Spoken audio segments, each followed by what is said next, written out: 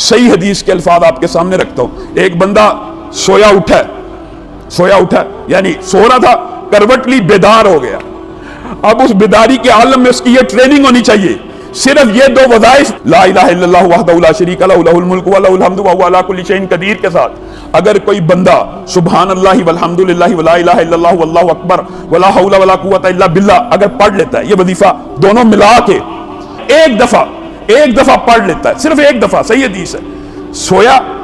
کروٹ لی, اچانک آنکھ کھلی, رفع حاجت کے لیے آنکھ کھلی, کسی کام کے لیے آنکھ کھل گئی, صرف ایک مرتبہ یہ دونوں وظیفے پڑھتا ہے. ان کے بعد اللہ رب العزت سے جو بھی دعا کرتا ہے, نبی کریم صلی اللہ علیہ وسلم نے کہا وہ دعا فی الفور اللہ رب العزت قبول کر لیتے, فی الفور قبول کر لیتے. صحیح حدیث یہ بھی موجود ہے, جو سونے سے پہلے یہ دو وظیفے ملا کے صرف ایک مرتبہ بھی یہ دونوں وظیفے پڑھتا ہے نا, ایک مرتبہ سو کی بات نہیں ہے, صرف ایک مرتبہ بھی پڑھتا ہے, نبی کریم نے کہا ہے اگر اس کے گناہ سمندر کی جھاگ کے برابر بھی ہوں معاف ہو جاتے.